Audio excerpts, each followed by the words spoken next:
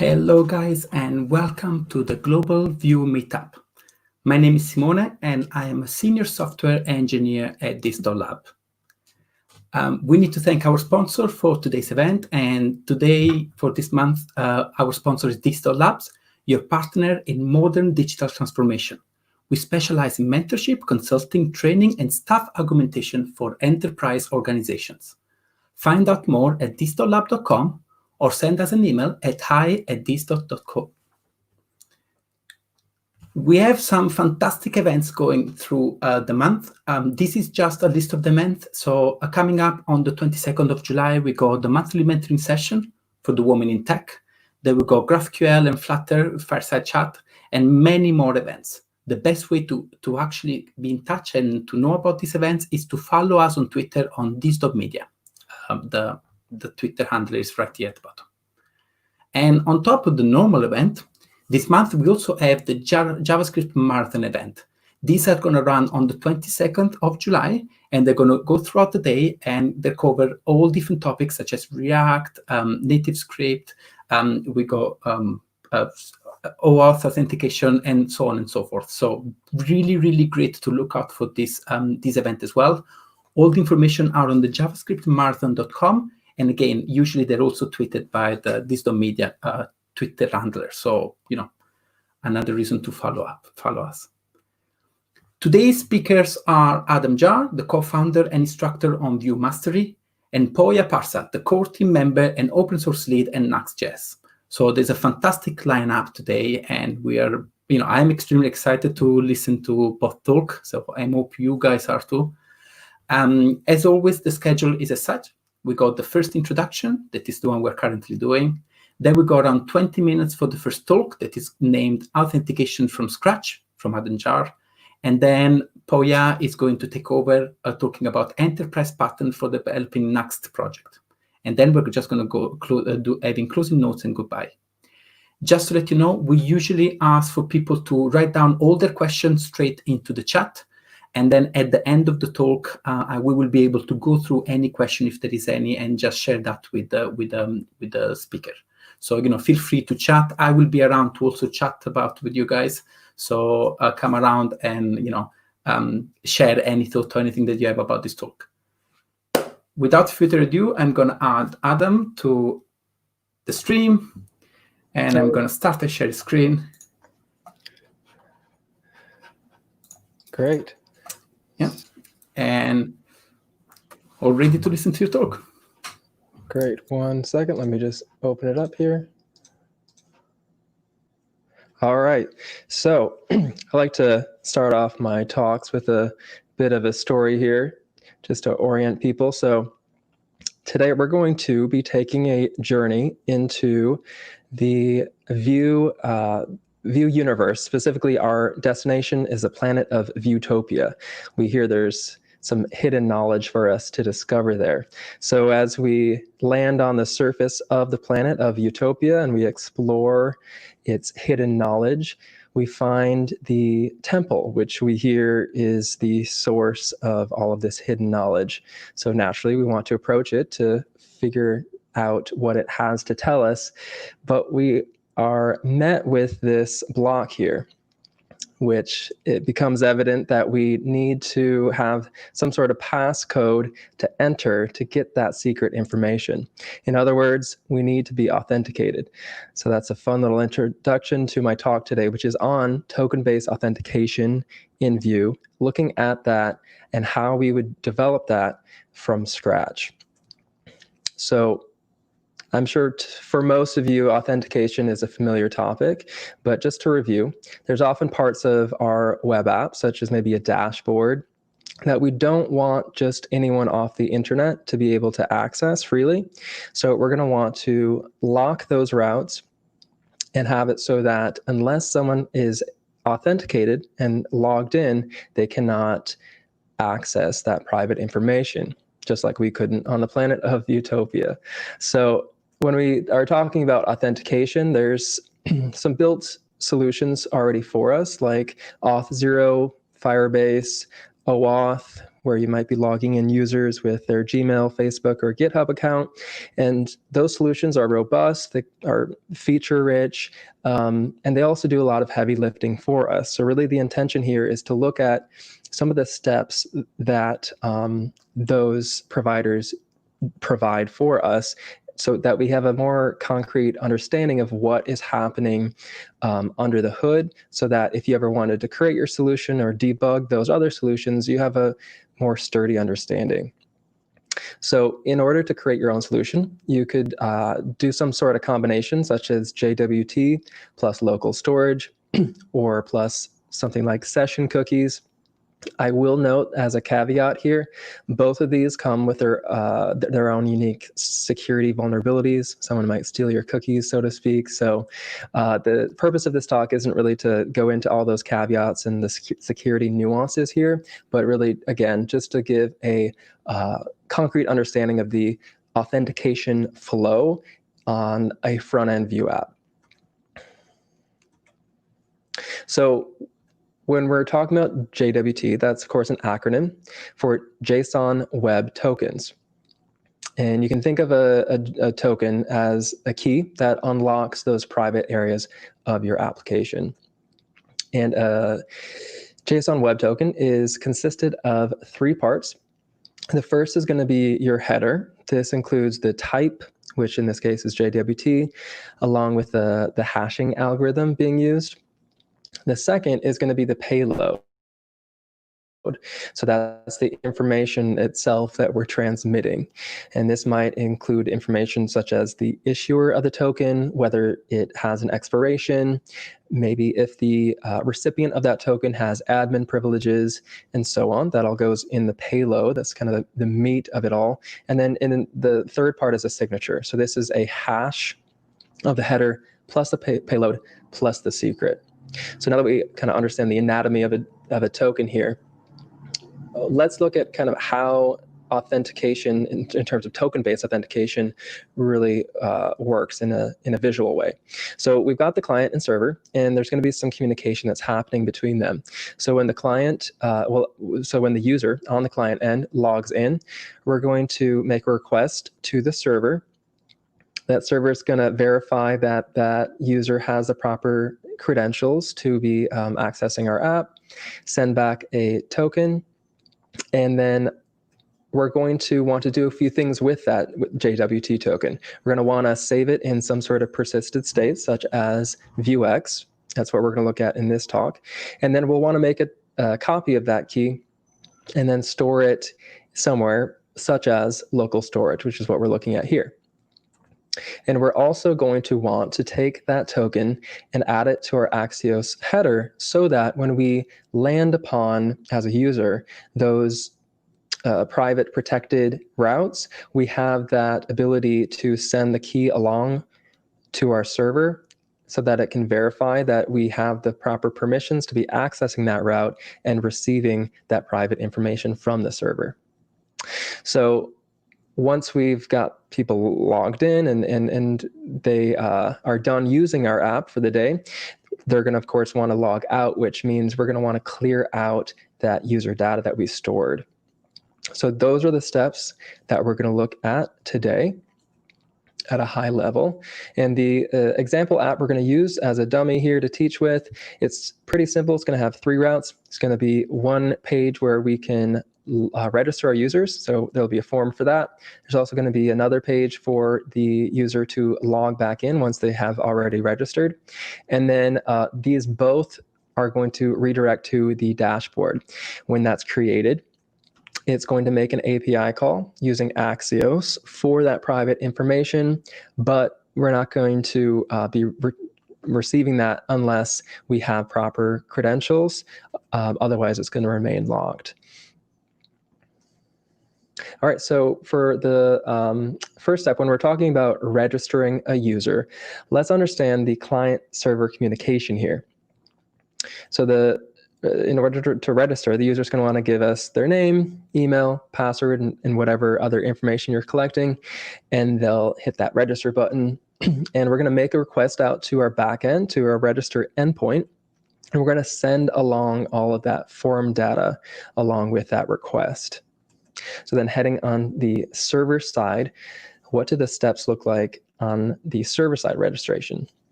Well, first we're going to want to check if the user already exists. If they don't, then we can go ahead and add that user to our database. And that's really the bare bones essence of server-side steps, but there's going to be a number of other ones that you may or may not want to add. And what we're going to add is we're going to create the JWT token, and we're going to send a response back, which includes that token. So back over on the client side, how do we handle that response that we got from the register endpoint? So we're in the register user view component, and we're going to want to first store that user data in our Vuex state. Then we'll want to store a copy of that into the local storage. And we'll, like I said, we'll want to add that token to our Axios header for whenever we make those requests. And then finally, in this specific example, we're going to redirect to our dashboard. So let's start actually looking at the code here. You'll notice I'm in the Vuex store file, and we're going to begin with an action. This is going to be an action that registers our user, so it'll be called register. And it's going to commit a mutation, so we'll pass in commit here. We also need to pass in the credentials, those user credentials. We'll look at actually dispatching this action in just a moment. And then that action is going to essentially make an Axios post request to our register endpoint, passing along those credentials that it received. And then when we receive that response, we're going to take the data that we got back from the server, and we're going to commit a mutation. And this mutation is going to be called set user data, and it's going to do exactly what its name suggests. It's going to set the user data that we got back from the server. So I will just go ahead and copy this name because we're going to add it as a mutation here. It needs to take in the state because we're going to update it the state with it equal to the user data. So we'll say state.user equals user data. That'll secure it right in there.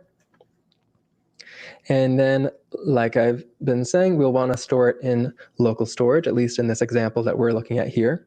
Again, you could be using session cookies, etc. So we're going to set the item of user as a string. We can't be setting objects within local storage, so we're JSON stringifying our user data object.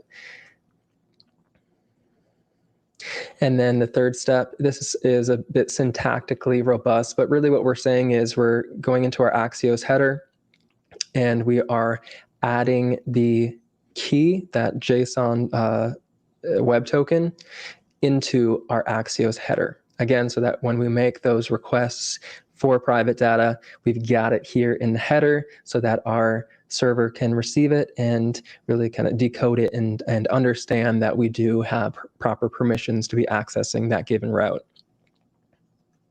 All right, so like I said, now we are here in the register user.view component. This is the form where people are going to be registering with our app.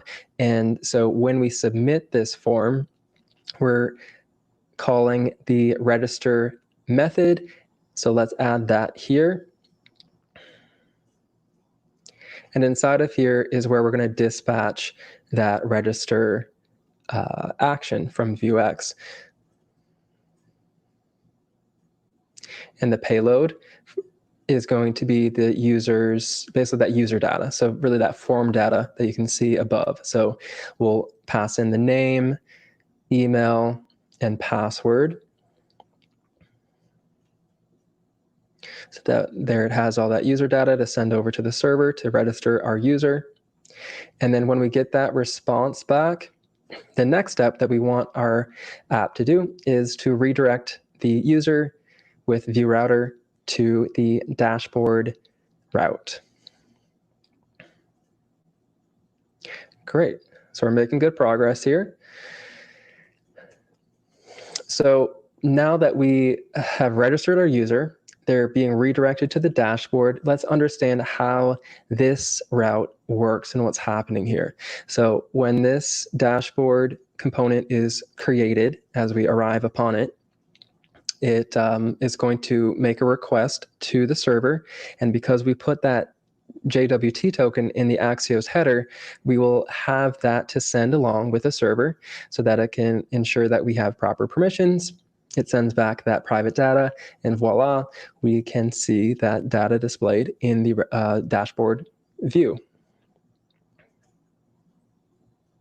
So let's look at the some basically simplified code for that dashboard. So on the created hook, we're going to make an Axios GET request to our dashboard. And then when we receive the response, we're going to take that data and set it equal to the local data of our component.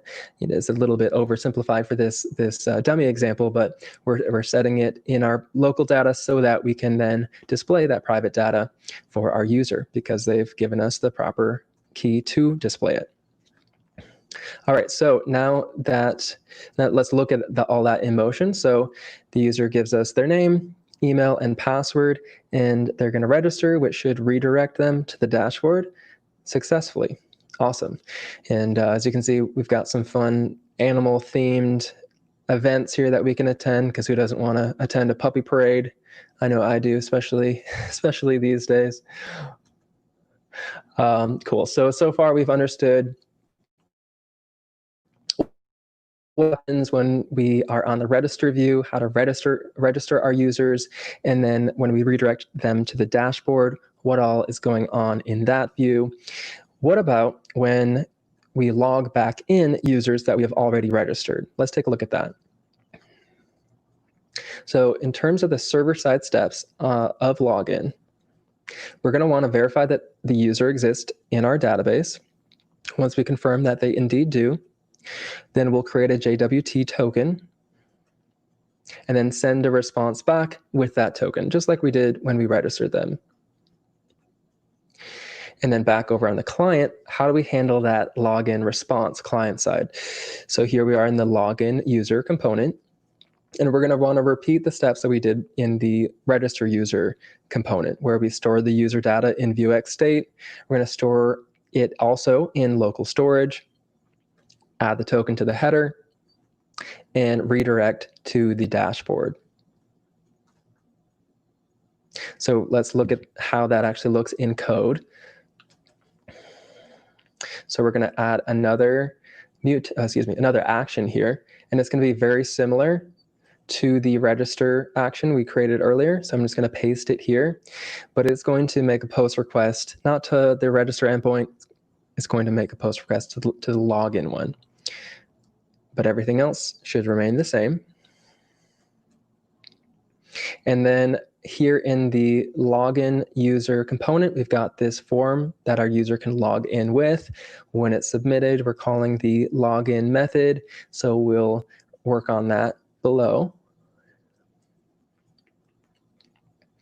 So this method is going to essentially do what the register method did in our register user component, except since we're not registering them, they don't need to give us their name anymore. They just need to give us their email and password.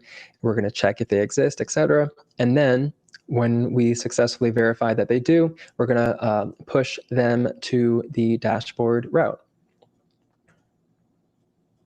So let's look at what that happens, what that looks like when it happens, rather.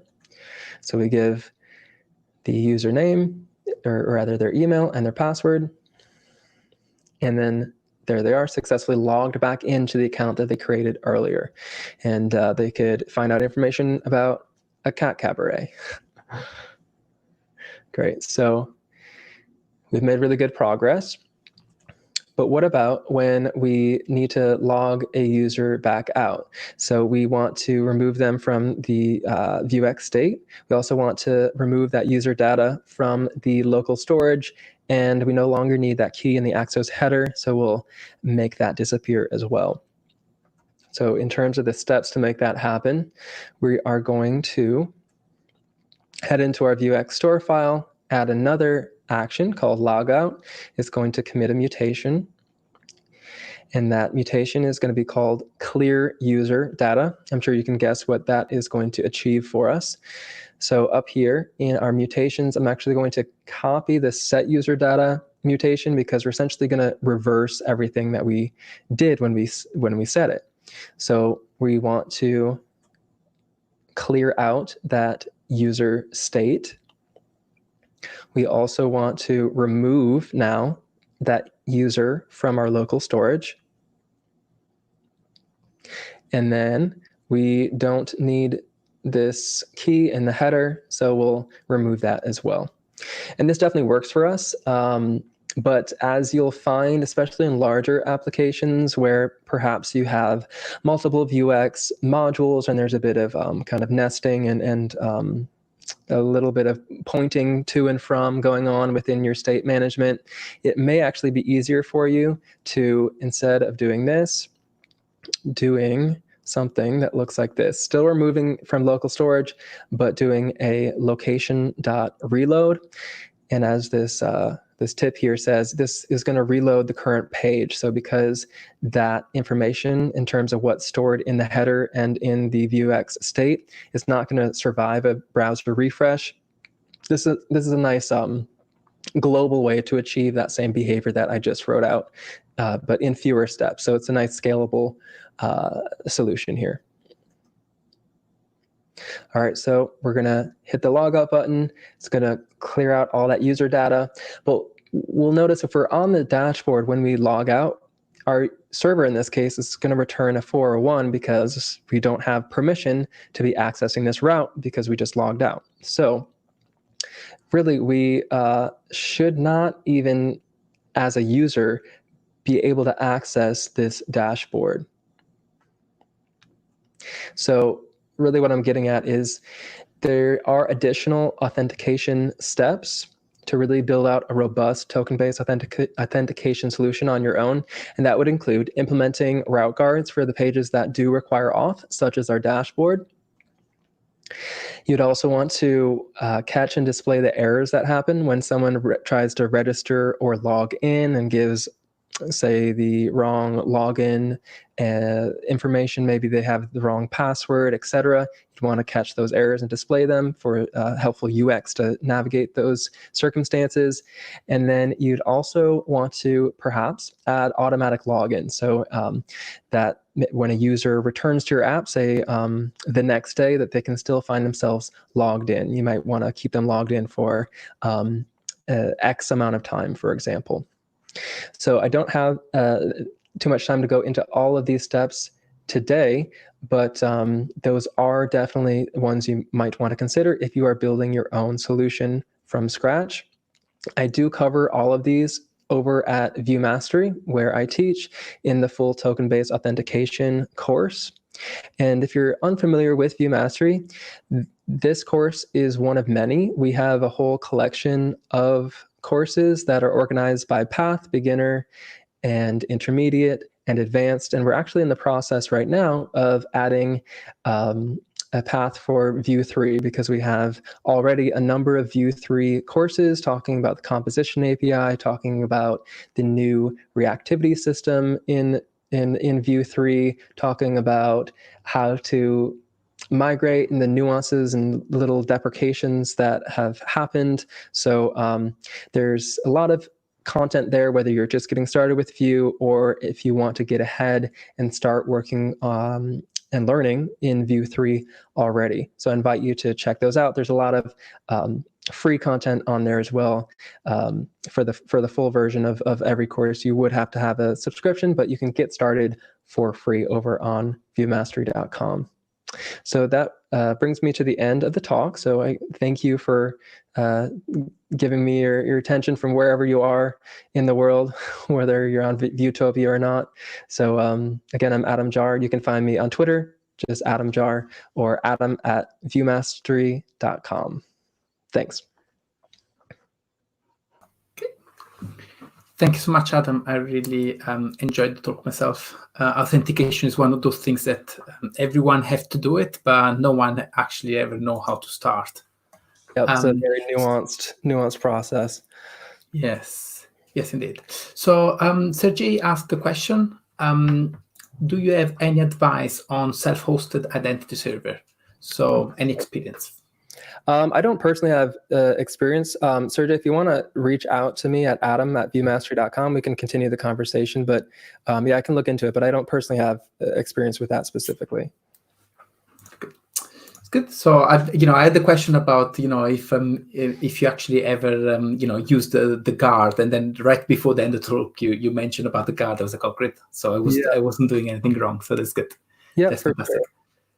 That's good. So if there is no other question, we're probably going to start and introduce the next speaker.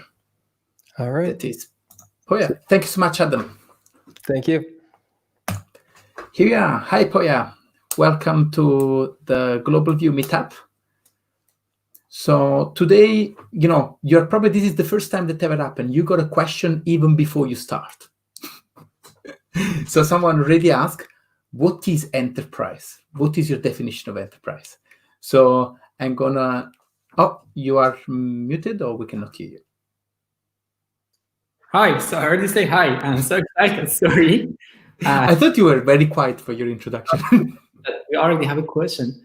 So I think it's a good question. And what's definition of enterprise for me is a product that you are going to use it for end users. It's not just a hobbyist project. And usually enterprise projects end up with maintained by a team. And this team can be changed during the time. And it's really important because when the project grows, the requirements are different. And we need to ensure that this project can live for at least some years before getting legacy. I think for me, enterprise means something that's going to be used by many people. Amazing. So in that case, let's, I'll give you the full control. I'm going to add your screen now. And, go ahead and let's enjoy this talk. Start. And thanks for introducing me. I'm Pooya Parsa. I'm working on Nuxt.js right now. Actually, every day, every night. So I'm so proud to be here and have another talk. So before everything, maybe some of you are not familiar with Nuxt. Let's see, what's Nuxt.js? So what's useful? Nuxt is an intuitive Vue.js framework. It's like, because when you are developing something, you can see what's the final result without going with complicated stuff, like complicated configurations. So before everything, you don't need to do any configuration to have a performant website. You can just install Nuxt.js and ensure that it is one of the most performant websites. It supports server-side rendering out of the box. So if you want to configure it yourself, it's much more complicated and it's making it easier for us. It's SEO friendly. If you want to add some meta tags to the pages, if you want to use PW, if you want to integrate some analytics modules, you can easily do that with Nuxt.js. And you can also use Nuxt.js as a tool to generate fully static websites for Jamstack deployments, something like Gatsby. And it has a really rich community and modules ecosystem. So if you have any questions regarding your project, you can just ask them. You can read more about Nuxt.js in the website if you are not already familiar, but I hope you're already familiar. So let's start with everything. How to create a Nuxt.js project. Everything starts with a single page file, and the idea is like old day school PHP. Nuxt.js was so much inspired by Next.js, and the idea is that everything that you need to create a website is to just create a page file. So when we add the dependency and we just create the pages like index.php, and it's done. When you run the development server, you have this Hello Nuxt. But behind the scenes, there are lots of things happening. Like you have a Webpack, you have a hot module replacement, you have a static assets serving, and everything that you need to create a bigger project. So seems promising, right? You can use something simple and just grow your project.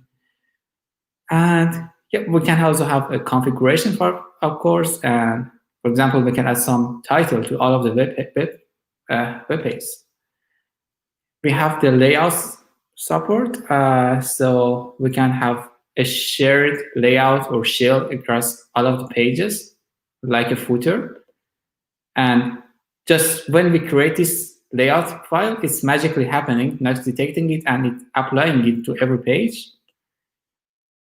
And also use components feature. Instead of every time importing a component file, you can simply use the component and put it in the components directory, and it's already detected.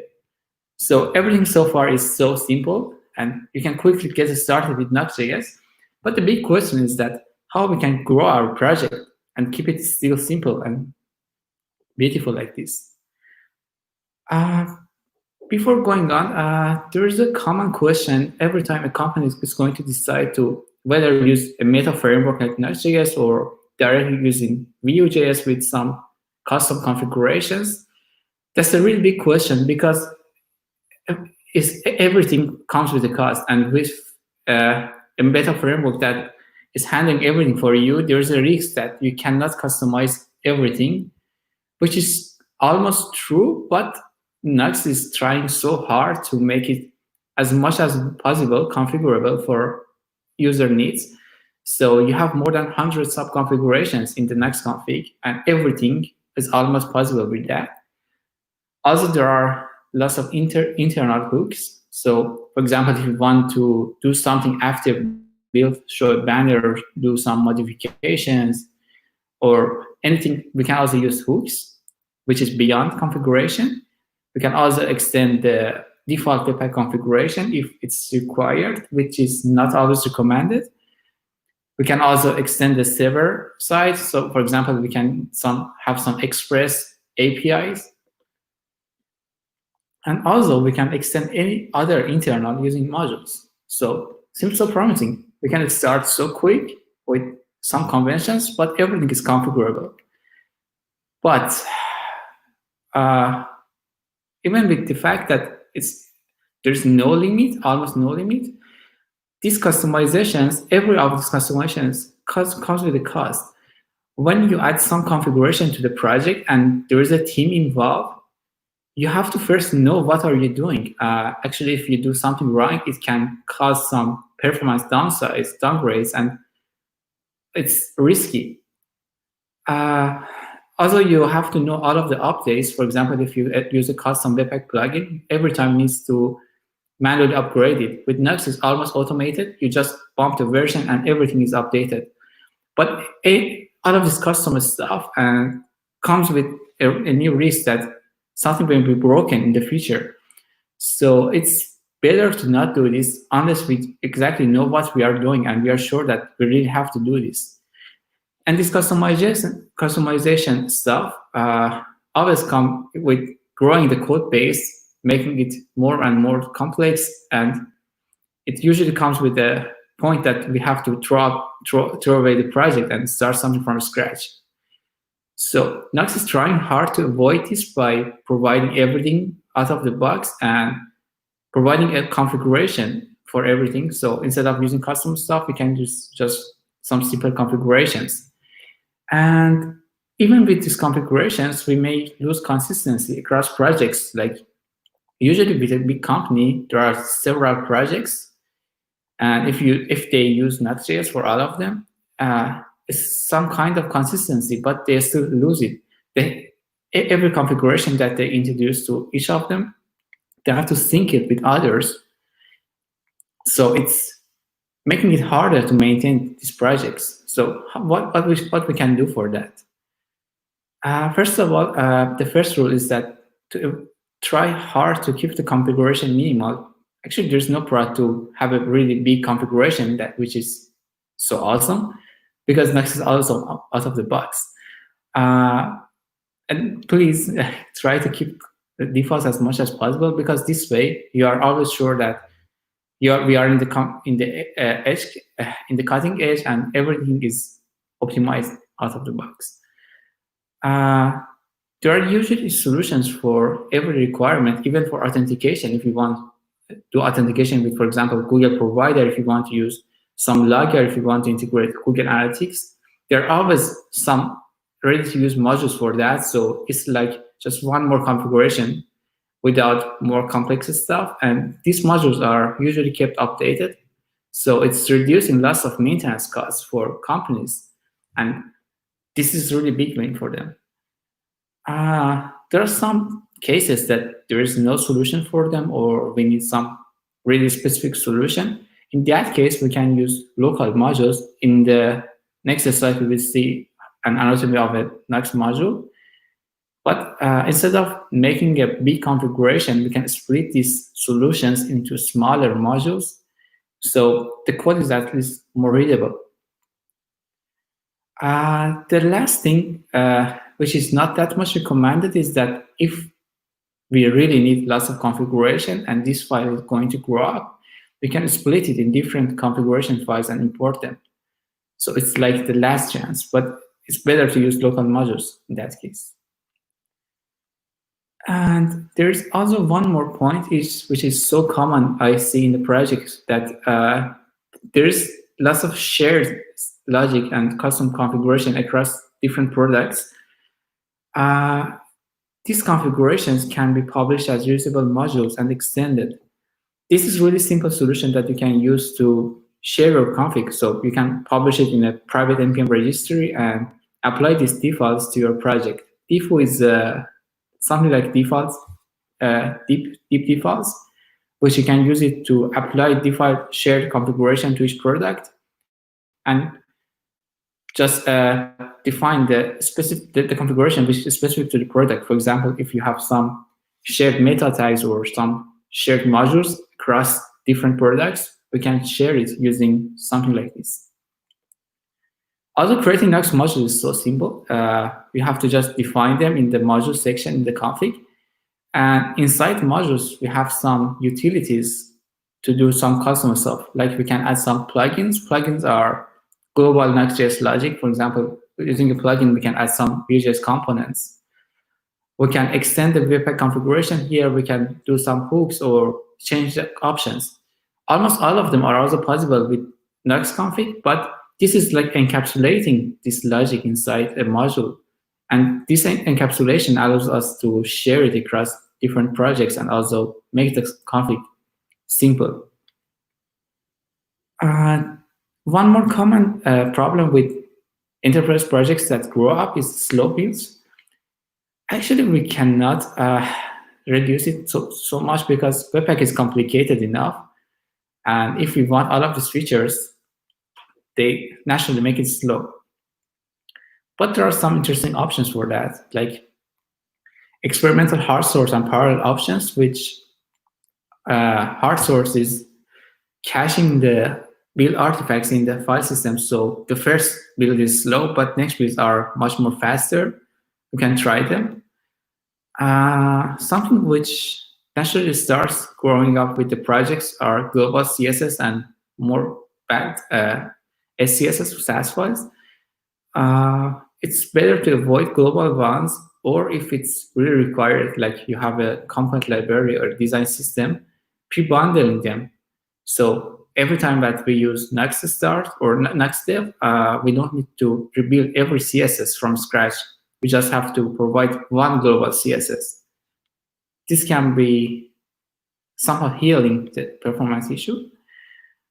And the last thing is that avoid using giant monolithic websites, and instead we can split them into smaller products. Like there are some cases that you have a public website and you see that, okay, why not creating a PWA application, and why not adding an admin panel? And if just adding everything to a single project, it's naturally making it slow. Instead, we can have different subdomains for each of these products and build them and maintain them separately, or using something like Lerna to have a mono repo. This can make it much better. Sometimes when the source code grows, sometimes we need to disable the source map, because creating the source maps is taking time. So if we really need that and don't care about developer experience, we can also disable this source map support. And this probably makes it a bit faster. And something else is about Nuxt.js plugins. I hope that I could explain more about these plugins. Plugins actually allow you to, just like modules that allow you to hook into any internal of the Nuxt, plugins allow to hook into an internal of the Nuxt application when it's running in the browser or on the server side for each request. But these plugins can make the website so slow because for each rendering of the website from the server or the client side, they need to be executed and the rendering is pending for them. So one solution is to use .server suffix for the plugin files. So they only be added to the server bundle. So for the client, for example, for highlighting some syntax, we don't need these dependencies. So we can just add these plugins to the server-side bundle. And it's better to avoid async operations like waiting for some metadata or translations to be loaded in the browser.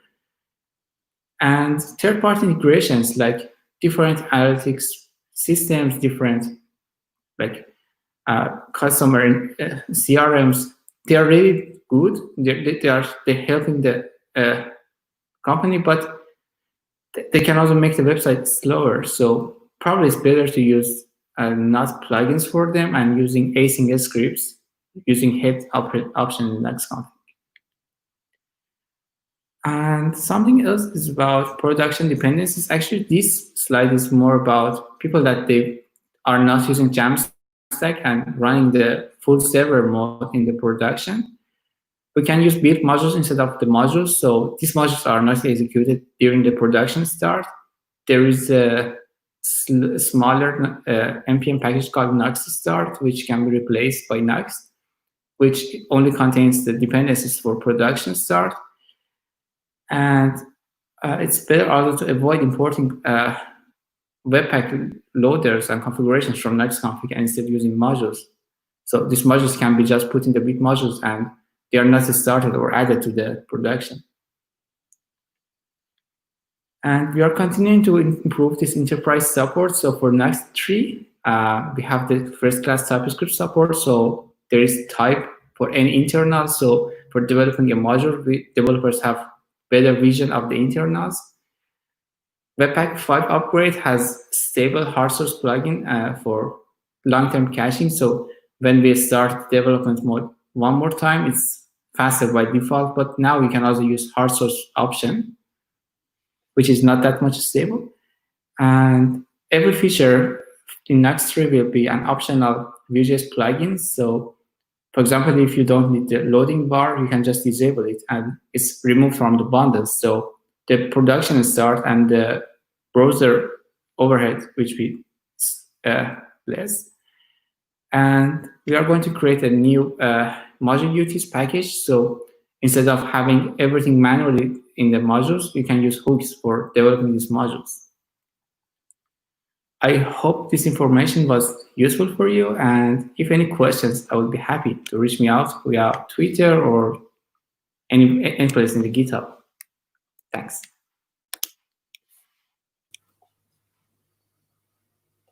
Amazing, Pooya. Thank you so much for the talk. I've used Vue for quite some time now, but I've actually never used. I've not used Nuxt yet, and it's nice to kind of see. You very easily explain the reason why people use Nuxt. That you can see just remove all the scaffolding and all the extra, the little bit of time that is taken here and there. So it's good to see. I love to do this talk, and that's the reason why I'm probably the host of this meetup. I like to really see how in a few minutes you can explain things, and that's fantastic. Pooya, have you got any resources about? You mentioned about creating a module when you want to have shared configuration. Do you have any blog posts or some resources that you can share with people? Because that's one of those things that would be nice to have resources added to the link on this video. For developing modules, there is a dedicated section in the documentation. What seems promising, it can be a good idea to add an article about it, because it's usually a common use case, especially in the mono repos, to share this configuration across different sub-projects. But generally in the Nuxt 3, we have something like application layers, which we can extend them. For example, we can have a base template, and they can extend them. So for Nuxt 3, it's going to be much easier out of the box. But for now, there is a good documentation section to how to generally develop a module. And for simpler case, you can use that approach I showed using default. So we can simply apply default to the configuration without using a module.